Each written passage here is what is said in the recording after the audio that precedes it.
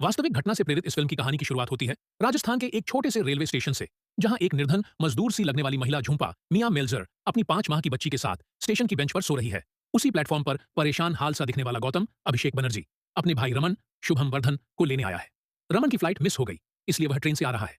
अगले दिन इन दोनों भाइयों की मां की शादी है और घर पर इनका इंतजार हो रहा है, मगर तभी एक अनजान महिला झूंपा की बेटी को अगवा कर ले जाती है। प्लेटफॉर्म पर रमन की मौजूदगी से झूंपा को संदेह होता है कि उसकी बेटी को गायब करने में उसका भी हाथ हो सकता है। रमन के साथ झूंपा की झा डी छपी हो जाती है। हालांकि बहुत जल्द यह साफ भी हो जाता है कि बच्ची के गायब होने में रमन का कोई हाथ नहीं है, लेकिन गवाह के रूप में रमन के साथ गौतम को भी स्टेशन पर रोक दिया जाता है। उधर झूंपा को चाय वाले पर शक होता है और पुलिस की पूछताछ में वह सुराग देता है कि बच्ची का अपहरण कर उसे कहां ले जाया गया है। गौतम जल्द से जल्द इस पचडीरे से निकलकर घर जाना चाहता है, मगर रमन को एहसास होता है कि पुलिस झूंपा के साथ इन्वेस्टिगेशन में कोताही कर रही है।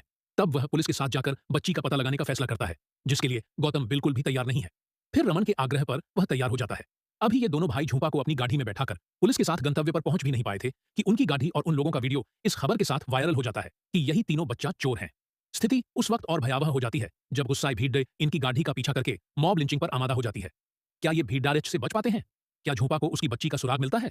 ये जानने के लिए आपको फिल्म देखनी होगी डेब्यू डायरेक्टर करण तेजपाल की। यह फिल्म परतदार है और हर परत के साथ एक अंडरकरेंट मुद्दा है जो अनकहा है, मगर दर्शक उसे भांप कर बेचैन होने लगता है।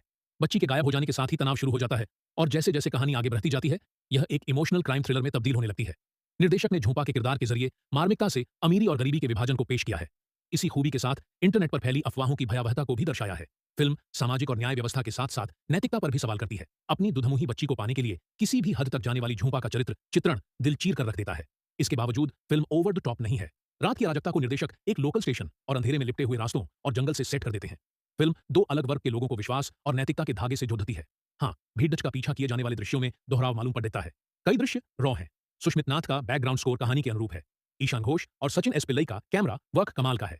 अभिनय के मामले में फिल्म समृद्ध है। कलाकारों की परफॉर्मेंस फिल्म का प्लस पॉइंट साबित होती है। गौतम के रूप में अभिषेक बनर्जी ने उदासीन, घमंडी, आत्मकेंद्रित मगर आगे जाकर इमोशनल हो जाने वाले किरदार को बहुत ही जानदार ढंग से निभाया है।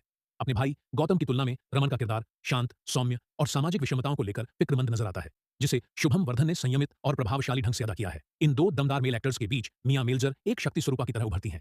अगवा की गई बच्ची की मां के रूप में उसकी दुर्दशा देखते बनती है, मगर वह पूर्वाग्रह से ग्रस्त व्यवस्था और समाज के आगे